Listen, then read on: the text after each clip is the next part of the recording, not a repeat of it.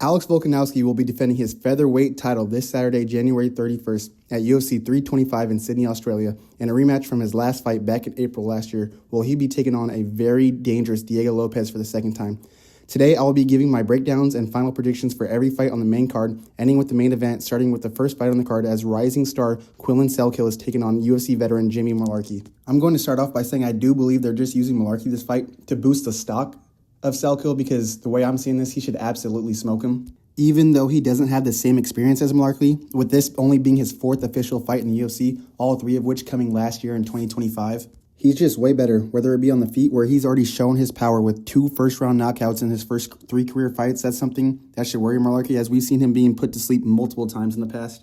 And listen, I know MMA math doesn't work, but one of those knockout losses came from Nasrat Haqparast, someone who Quillan defeated quite easily just a couple months ago in his last fight, finishing him in just 2.5 minutes. Mullarkey has been less than impressive his last couple fights, going to decision with Rolando Bedoya, who is currently 0-4 in his UFC career, and before that, he got finished bad by Mauricio Rufy in the very first round. Even though I feel like Selkill could use some work with his wrestling and setting up his takedowns, because if you watch his last fight, they can be telegraphed. He opens up his arms wide when he shoots, making it sometimes easy to see coming.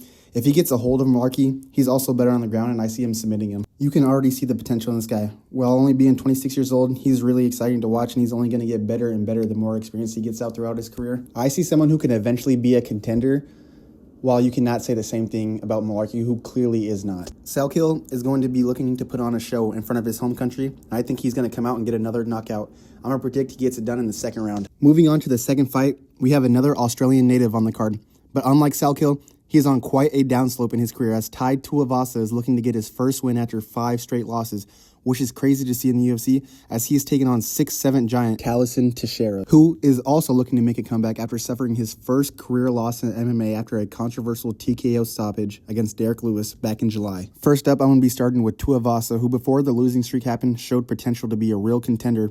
He actually had 5 TKO finishes in a row before the fight with Ciryl Gane, where he ended up getting the shit beat out of him. We all know that he's tough, but he has not been the same since. He clearly lost all 3 rounds his last fight against Rosenstruck, where the judge who gave him a split decision was clearly blind. I'm pretty sure they actually kicked him off for the rest of the card after that. That's how bad it was and how obvious he lost that fight. Not only that, he's gotten finished his previous 4 fights before that. He's going to have to really make this one a scrap and somehow make it ugly if he even wants to have a chance, which is going to be hard to do considering Teixeira is coming into this one with a whole 5-inch height advantage and an 8-inch reach advantage. Not only will Talison have the size advantage on his side, I still feel like when I watch him, he's a lot more technical on the feet than Tuivasa is, who, usually being the shorter opponent, has to really get up and close to be effective and make it chaotic, where Teixeira can use his reach to hit you from distance. He's going to come out swinging to finish him early, which he's kind of known for, as he's never been in the second round in his career.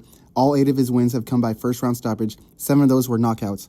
He's very dangerous early, and even though with this being his 3rd career fight in the UFC, I think he continues the streak and wins this one, finishing Tuivasa in the first round. Now, this next fight really is a toss-up. I can see that going either way, as Rafael Fiziev is taking on Mauricio Rufy. You know, this one is an interesting fight, as both fighters are really elite strikers. Fiziev is comfortable at switching stances at any time and is good in both, throwing clean punches, especially when he can get up close in the pocket. We've seen him have some really nasty body shot combinations. He can kick hard with both legs, and he's very flexible, as he's shown good takedown defense, even though I don't think he'll need to use that this much this fight, but something he will need is his striking defense to be on point, which I think it will. And he is shown to have a good chin, going to decision twice with Justin Gaethje, the last of one of which was being on short notice. I think it was only like 10 days or something like that.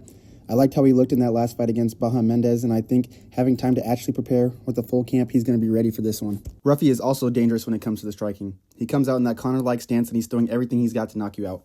Only a few fights in his career, and he's already got some crazy KOs. Just go look at the way he ended Bobby Green with that spinning back kick. This guy is special, you know. 11 out of his 12 wins does come by finish, but we did see in his last fight against BSD that he does have some weaknesses when it comes to the grappling. When he was taken down, he was held and submitted quite easily. And I know Fiziev isn't that quality of grappler, but we did see him get 4 takedowns in his last fight, and I think it would be smart for him to somehow mix that into this fight so we can at least have Rufy thinking about being taken down.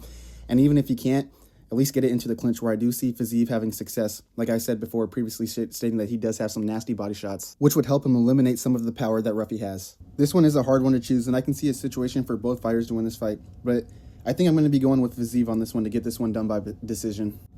I think he'll be technical enough on the feet and is going to mix it up enough to stay out of trouble. He's got more experience in the UFC, beating a couple high-level opponents. He's been in the octagon 30 minutes with Gaethje. I do believe that's going to be the difference in this one, but either way this fight goes, it should be a good one. Now, in the co-main event, we got another interesting fight as Benoit Saint-Denis, who's coming in hot, riding a 3-fight winning streak, bouncing back from a couple losses, is taking on Dan Hooker, looking to get back in the win column himself after getting submitted by Arman just a couple months ago this past November. Now, I do believe Hooker is probably cleaner on the feet in the striking department. He is actually quite big and lengthy for the division. Watching his last fight, I have no idea how he ever made featherweight before. Training at a city kickboxing over in New Zealand, it shouldn't be a problem for him getting calculated to the time zone difference in Australia. Coming into this fight, he's going to have to switch it up. He cannot have the same game plan, whatever that was he had against Arman. He'll just get submitted again against BSD, who is just too good on the ground. He has real solid jiu-jitsu and has 11 career wins by submission. And we saw in that last fight, Hooker needs a lot of work in that department. He does have a good guillotine where he did actually catch Arman when he came in for a shot, but that's really it. And against good people on the ground, that's not going to be enough to finish them. And we actually saw BSD get caught in a couple of deep guillotines in that Dustin Poirier fight before. He had no problems getting out of it. It doesn't really make me worried about it, this fight. Hooker has to be able to find a way to stuff some takedowns and establish his range to keep this fight on the feet, which even though BSD is still dangerous and he also has that power, this is going to be Hooker's best chance to get a win in this fight. We've seen it before with BSD. He's going to be looking to put the pressure on and look for these takedowns early. And I do believe he's better all around than Hooker, and he will be able to eventually get that takedown. Then from there, it's all over with. And it might not be pretty, but I am going to say BSD gets this done by submission in the second round. Finally, with the main event for UFC 325, we got Australia's own Alex Volkanovski taking on Diego Lopes in a rematch where Volk actually won the first fight last year back in April. Diego is coming back after an impressive and wild fight against Gene Silva. He looked good dominating the first round with some vicious ground and pound, but if I'm being honest, before he landed that spinning elbow that dropped Silva in the second round, I wasn't really impressed with his striking. He was getting beat up on the feet for the most part, and just like we saw in that first Volk fight, he is already a level up in that department over Lopes. Volk is very slick when he comes in and out of shots, hitting you with quick jabs and backing out, making it hard to counterpunch him. Diego is a very talented black belt when it comes to grappling, but I would like for him to really take some time on his stand-up, being more patient, taking and picking better shots, and learning some more effective combinations. We do see him thrive better in chaos where both fighters are willing to stand and just trade. I do believe he's got the power and already proved he has a really good chin to where he can eat punches and keep moving forward to land his own, something he will need more of this fight because I felt like in the first Volk fight, he came out more timid than we're used to seeing him. It just wasn't the same Diego that we're used to. He has to come out more aggressive this fight. If not, Volk is just going to pick him apart on the feet. He's too experienced and too skilled. He's not going to lose a striking match unless you actually hurt him. Volk just sets up everything really good. His feints have purpose, and he mixes everything up probably better than anyone in the whole division. But something else I do believe Lopes could have success in, and he showed it in his previous fight, was he was landing good low leg kicks, and I'd like to see more of that in this fight.